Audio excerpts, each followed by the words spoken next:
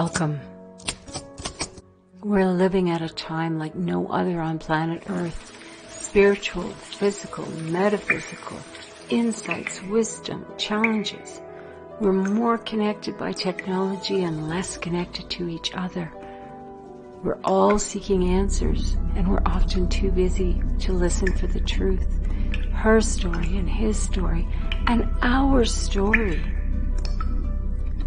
I research, I question, I look for answers to share with you, exploring higher visions. Authors and publishers and creatives, all bringing us their empowerment tools, their insights. And I'm mining for those gems of wisdom.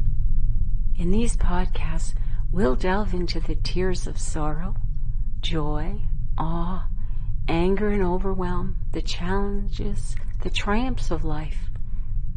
What works for some people and might work for you. We share the fiery energy of transformation, healing, inspiration, and lots of revelations. I am Catherine Whalen Costin, an author, an artist, a storyteller, a podcast producer and host. I'm a fellow human sharing this journey of life with you on the planet at this time. Let's chat. Let's explore.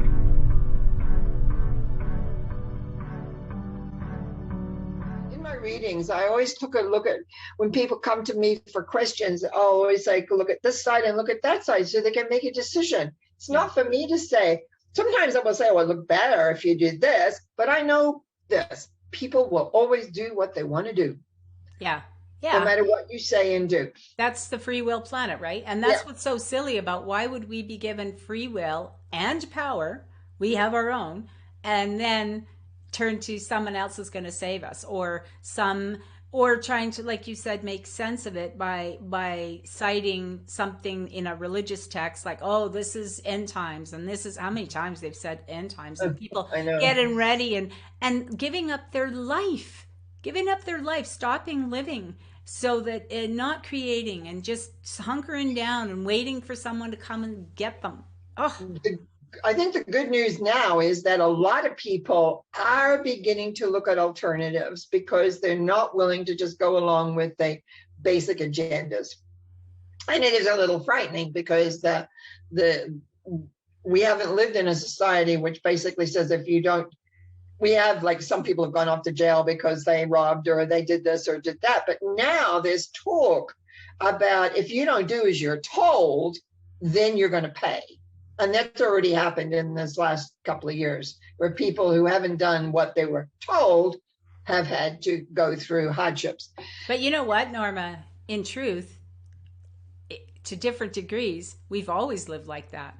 If you were, we talked about this before when I said about being disowned. People, families, right? That you paid. If you were told you had to marry this person, if you didn't marry that person, or if you didn't take that job career, you paid. You were out of the family, no support. If you don't go to that. So we did have a way, but now it's different because we're paying in monetary ways, or we're still losing relationships and things over ideologies. We're still doing, so it feels like there's this splitting, but we've always been divided. That's what cracks me up, is people say, oh, we're being divided. We've been divided. We've been divided by gender, by sexuality, by jobs, careers, elitists, and who is the elite this round? Educated people are elite. Well, give me a break, because why? They read books. They chose to take a path to learn something more. Now we call that elite. Or, there's so much, as you say, as we talked about earlier, the fear, it's that they're going to dominate us, but we have power, and that's a big thing. I think the fear is more than just being dominated. I know, because as I said, I started seeing it everywhere. Fear. What's all this fear? And then, because then a lot of them will come in to start transforming it. And that's where it gets interesting for me, because just recently, working with a gal, from the genetics way back, decisions made in your family dynamic that have carried through that you maybe part of your soul bought into. I don't know. Maybe you were, but you can watch that go way, and this went way, way back. Curses, something that nobody talks about, and I certainly didn't until one of my actually people who had graduated from my program brought it up because she was doing similar work. Well, what do you think about curses? And I went, what? I hadn't thought about that. Me being me, I had to go research it. And so on my sheet, when I'm looking at there's oaths, there's contracts you make with yourself or others, but usually yourself, vows that you make, usually religious, mostly women who've gone into abbeys over the time, or there can be goddess situations as well, where you make a vow to not tell anybody. It's like an oath almost, but it's different. Oaths, how much religious oaths we make. Oaths to others. Hey, I do weddings. We say vows. We vow to do this. I think a lot today, they don't realize what they're actually saying and doing, like within the vow. Do you vow to, you accept a ring, etc. And then we have the Akashic, as I said. Oaths. A lot of men make oaths because they make oaths of allegiance. There were a lot of wars in Europe in the Middle Ages, much more than we probably are aware of. It seemed to me that every time I look, I was seeing blue uniforms with white sashes and goodness knows what else. Young boys, young men, I should say, like 14, 16, going in and giving allegiance to this person. So anytime they're in a situation where someone was above them, that oath came to play a part.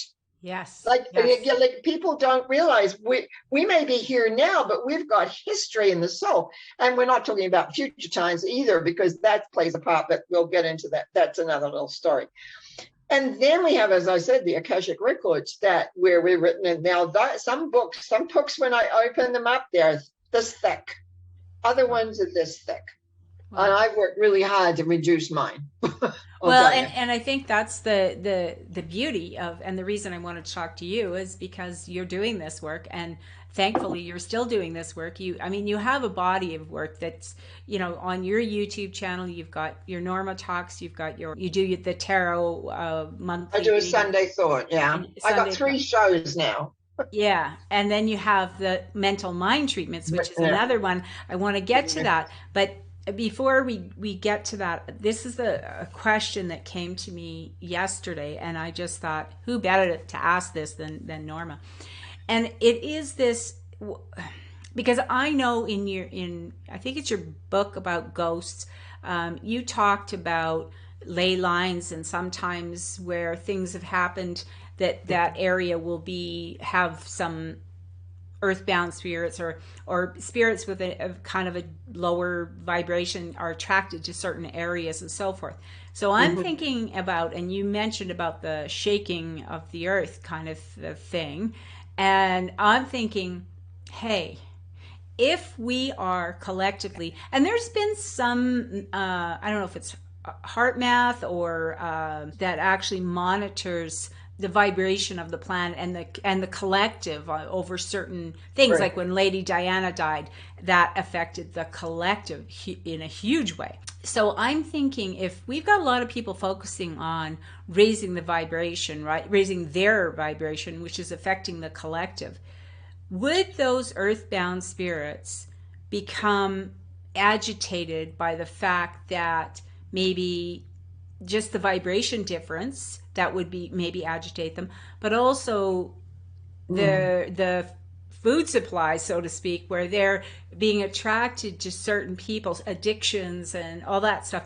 Could that be irritating them in a way that maybe they're taking possession of people? Like, we're seeing so much violence, particularly in young men these days on the planet, but in a lot of people that normal civil society, you went for your groceries, you got in your car, there was no big, now we're seeing parking lot chaos where people are expressing racist stuff, misogynist stuff, just anti-gay, whatever, for nothing. Like, it's like a trigger. It's where people used to have yeah, maybe I don't like that person, or maybe I don't agree with their lifestyle, but whatever, live and let live. I'm busy. I got life to live. But that's not what's happening. People are putting a lot of energy into you're wrong, I'm right. And I thought, why now? As we've put a lot of focus on positivity, which I know you can't just say, oh, let's love and light everywhere, because this stuff does go on. But I wondered if that disturbance, if this shift, if Mother Earth shifting, if our collective shifting is affecting some of that darker energy that's sort of saying, wait a minute, we don't want to go to the light, and you guys stop it. Like, I don't know. I thought, could it? Well, okay. A couple of things here, because I was talking about a little while ago about how, like, the water in a balloon and you push it, it can break. It can break, right? Sure. So as a world right now, we have a lot of pressure coming from the outside to be this, that, or the other, to obey. Okay. Yes. Now, when we're thinking of people who have passed on, and why, and in that book you referred to, The Ghost I Took Home, actually is the book, is there are energy places where they come to feed. Remember, everything is energy. When you begin to think of everything as energy, it's like, and the people that are in that place are the ones that have been stuck in emotion or have absolutely no belief. So when something has come along that's loving to say, hey, come with me, they've gone, no, no, no. And so they wander. I know, because I've done a lot of work with that over the years, not so much now, but I have. And so it's that they won't feel as much of a difference as you and I, because they still have that energy, that pool of, you say, the violence. So we're talking about people, when we talked about earlier, as I said, when an emotion comes up, we have a thing of sad or mad because we feel helpless. When you feel helpless and see no vision, and you're not given any philosophical support, that is where you get your violence, because they have nothing to lose. They don't see, they have no hope. You must give a person hope of some kind. You must say, there is a way out of this. Or if you do this, this, and this, you can get to where you want to go in the sense of your own growth. But they have no direction, because the churches are being dismantled, except for those that you have to surrender to a certain belief system. So where do these young people get the philosophy? They don't. They get a leader coming who is now in control and can lead. And so the rest follow, because we want to be part of a group. We are not individuals. We want to belong. But if you're not connected to what I call the universal love force, if you're not aware of that, the majesty of humanity, we'll say, you're lost. Yeah. And that's where the sadness is. Yeah. And a lot of these groups that are forming, that were small before and getting bigger, promise a badge, promise recognition, but it's mostly is material. Maybe appeal to your heroics, because I hear people saying they're going to set us free, like as if we're not free, because and they're the ones that are, they're doing this for us, and they're, it's like, no, you're really doing this for you. This is you believing that you are going to be a savior, or you are, fighting the good fight. I remember hearing that even when I was a kid, people saying that, fight the good fight. And it's like, there is one? How is that? How is... Well, first of all, if we're fighting the good fight, that means we have a definition of what good is. But you see, the same people on any side, anytime we have two sides, they're fighting the good fight too. Yeah. And so how do we move to the place to realize there is no fight? But there can be a discussion, and there can be an understanding of what they mean as good versus that good. But then we're back to judgment too, right? And that's part of our human condition, because we, as you said earlier, we get it in families. We get it in all sorts of things. Now, I was just speaking this morning, somewhere this last week about in one of my shows about acceptance. I had to do a big acceptance last week, huge. For me at the time, it was only a little thing, but it was like a lot of acceptance. And it's like coming to being aware of having to be accepted, to accept what I want, I'm not going to get. What I want, and also the effect that was going to have on other people, and for a moment felt guilty, and then I went, there's nothing I can do about this. So I let it all go and enjoyed where I was at, because I wasn't going to be able to do what I had expected to do. So I think a lot of it again comes down to the philosophy you have about life.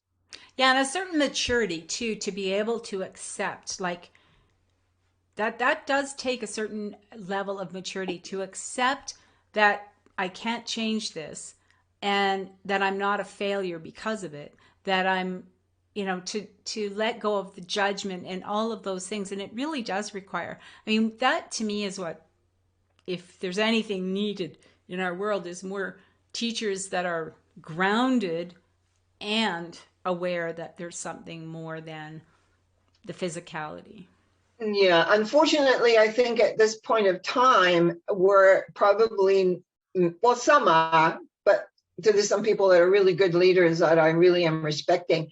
But it's like, we're not, for myself, I'm not very exciting anymore, right? I'm not out there. I don't know about that, Norma. I don't know. You excite me. I get very excited when I listen to you talk, and you thrill my brain and my heart. It's like, yes, I love this. I get this. This makes sense to me. So, but I know what you're talking about, but I mean, I do feel like in some ways we are kind of being called to be our own leaders, our own healers, to do the work. And that's why it's so important to read and to listen to different points of view than what you've been conditioned to, like, don't listen to all the same news channel. If you really want to know, if you listen to the news at all, go and seek out other countries. What are other countries saying about what's going on in your country and all around the world? You get we used to get that in Canada on our CBC a lot. We got a lot of different, not anymore. We're getting a lot of, it's a very narrow point of view on any, and it's the same thing over and over and over again. And I mean, I think that comes from a lot of apathy. Like, we didn't really pay attention, and now we're going, where's the stuff we took for granted that was going to always be there? So we too participate in the shifting of our collective. Like, what do we pay for? Where do we put our money behind? Do we buy into the fear propaganda? Am I buying that toothpaste because I'm afraid I'm not going to get the job if I don't have the teeth that look like the woman in the, right? Well, right. That's true. It's true. No, I mean, we make perfect sense. And one of the things that really excites me is how many have stood up and decided they didn't want to play along. Like they said, they thought we have a choice, and no, we're not going to do this. Yes, there's consequences to that, and they were willing to accept that and to work with that. And I've had to talk to many of them as they've made choices they didn't feel they wanted to make, but felt they had to make in order to just feed themselves. Yeah, and that we haven't had that circumstance in our life for probably, we're talking about 100 years, for probably a good maybe 100, 150 years, where, because if we go back, I mean, I come from New Zealand. My families were there very early, most of them anyway. By the turn of this, my father arrived there in the early 1900s.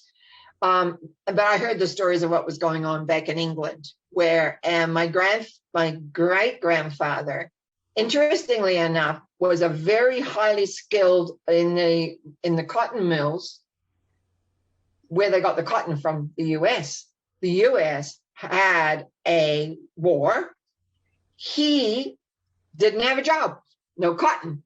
He ended up being now he's getting older, right? So he ended up being, and how would we know this? Through censors, the censor papers. Yeah. Then he became a gold, and he ended up being his last little censor before he died. He was put down as a scavenger Now, this was a man who did very well, was a very unique and finely skilled of how to do the big cotton mills, whatever they did. We've seen pictures of some of them. So, Yeah. But ends up being called as a scavenger. Wow. Now, my grandfather, who had lost some kids, and I think they lived in Manchester, Liverpool, Manchester area. Before my father was actually born in Australia. It's fascinating when you look at family histories. They paid $10 and took 3 kids. They'd already lost 2 kids. They had 3 kids or 4 with them, 3. And my father was born in Sydney, Australia. Then at 3, they moved to New Zealand. My grandmother ended up dying when he was 11 of TB. A brother was born who died of TB in his birth. She already had it. Yeah. Fascinating stuff. Like, interesting. We are. Where in this world do we escape now? If we don't like what's going on, where do we go? Yeah. They went to Australia to get out of England. Yeah.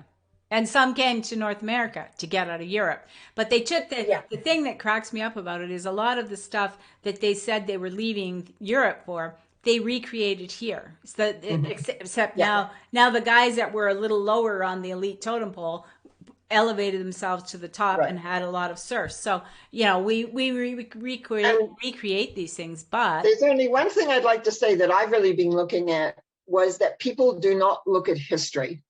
I was a history buff. I did a lot of, in fact, I got some of my courses in college in history. They don't look back.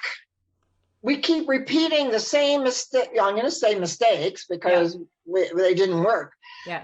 But it's like, excuse me, have you not read any of this history? Like, have you not seen what happened when people said these kinds of things? Yeah, have and the thing is, and the important thing too is to consider reading different versions of the history, because if you're only reading the as they say, the victors write the book. So you got to be careful of that, because you're not going to get the whole. But there's enough information. I mean, the internet is filled, but then we still have libraries which have books that were written before, and it's important to look at those kinds of things and personal points of view and so forth to get an expanded view. And you're right, we don't have to all do the mistakes. I mean, that's why I wrote my memoir, was to share the insights I gained so that people can not imitate me, but can get some insight for themselves. Maybe we could do things differently. Maybe I never thought about the consequence of doing that. Or, what happens when you treat your child like a spouse instead of letting them be a child. I mean, those are all... That happens a lot. Excuse me, that happens a lot. I've seen that happen a lot. That happened to me. And even I read that. Yeah, even though my mom remarried, I just became a surrogate spouse to both of them, her new husband and her. So, because that was my role. And if you look, and I too I love history, but in particular, I look back at the history of my own family, and I could see where my role came from much clearer by doing that, seeing how it plays out. But I want to get to one of the things you're doing now, which I thought was pretty cool, because you're offering it for free on the internet. It's called your mental mind treatments, which I had never heard of before. And at first I wasn't curious. I was very curious, but I was like, how did this come about? And because you use your psychic gifts on this one a lot more, but it's almost like you're a facilitator to help people to almost bump up their prayers, wishes. And how can you explain that? Because I want people to know to go to your YouTube channel to check it out and to... Thank you. Years ago, I belonged to a church in Vancouver that was connected to, at that time, was the Religious Science International, of which I studied with them for 8 years. Mainly, I became a practitioner, and we learned this way of praying, which is what I was looking for, which is why I kind of did a lot there, because I had been looking for a way that prayer was personal and workable, not this please may I have. I didn't get that. It didn't make sense to me. And so I learned how to do spiritual mind treatments. But what was beginning to happen as I tune in, I get to see these other things. So not everybody approved of that. I went through to actually became a minister for not very long, and it's other things. It was partly me as well, and I assume responsibility of that. Anyway, I left, and I'm a minister now in relation to a Canadian international metaphysical ministry, which is set here. The head office is here in BC. But anyway, and as I was doing the talking, and I do treatment work, prayer work in relation to certain things in my work, but not a lot. And as I was sitting, I did Norma Talks, which is sort of talking about philosophy and ideas and concepts. And I do my Sunday thought, which I like to think of as more inspiring, something short that gives you something to think about for the week. And I felt like there needed to be something else. Now, everybody, it seemed like there's a lot of tarot card readers out there, and it didn't appeal to me. I didn't want to be reading tarot cards on the internet that way. So I got, well, I can't go and call these spiritual mind treatments, because although that's a base of the spiritual mind treatments, I can't call them that because it's not. So what am I going to call it? And drop right down mental mind treatments, because what you're doing is changing the mind. So that's what I do Monday nights live. Cool, because what I noticed was that if you listen live and you submit your prayer request in the chat, that's great. But you can go and listen to them again, and sometimes because we are all one, and so the collective. So if I listen to it when I didn't ask a question, but I listened to the other prayers, and the way that you do it, it really can feel, you can really feel into that energy. Like, it's because there is no time. Everything is now. And I just thought, what a powerful gift you're giving us, especially at this time. Because when you listen to all the requests, we all have, it's similar. We all have, it's like there's no new requests. I'm sure God hasn't heard an original prayer ever. It's like we're all asking for the same We're thing. all wanting to become clear, I think. Yeah. I think that's the key. Yeah. And I get a lot. I've gotten quite a few emails saying that. I tuned in, and it really helped me understand whatever it was they understood. And I find that, but what's interesting for me is, and also I say, if you want to email me or text me or whatever before 6 o'clock, I will also make sure, because not everyone can be there for 7, or usually we're almost 45 minutes to an hour long. But it's growing, and which is helpful to me, because it's exciting for me, because I never know what we're going to get, and there it is. But what comes is amazing sometimes, the pictures, I don't remember what I say, really. I mean, I know the formula. I know how the formula works, and I mostly stick to that formula. But all of a sudden, there's a whole thing, and sometimes it sparks something that I know, like, that's and I talk about that. So there's a lot that goes on in those. Yeah, and now, are you still doing private sessions too for people? So that's because this, you have a toolbox that's just, it's massive. It's infinite, and so people can get help. And that's the other reason I wanted to have you on the show, to share with people, to let them know, because I know people, they're experiencing fear and trauma and uncertainty, and sometimes they just need somebody to give them a little clarity, a little bit of a, like you said, here's some stuff that you can clear. You have free will, whether you clear it or you don't, but you can see that. And because I think, unfortunately, our mirrors sometimes are not particularly helpful. You hear this with people who were really overweight. They lose all the weight, but when they look in the mirror, they still see the person who was overweight and maybe out of shape or whatever it was. So sometimes it's helpful to have someone else say, hey, this is what I see in your energy field, because it is so multi-leveled. My God, I could talk to you for like 10 hours on so many subjects, but this has been super helpful. Is there anything you wanted to add before we wrap this up, Norma? Not really, because you always ask. We always have in such interesting discussions about things. I really feel in this time that we've got to be careful that we don't buy into the fear of where we're going as a peoples. Because, there's one thing I do want to mention, because what I keep running, I know it's something that a thought that kept telling me, why are we so afraid of dying? Like everything, that's what it was all about. If you don't have this, you're going to die. If you have this, then you won't die. Guess what? People are dying now.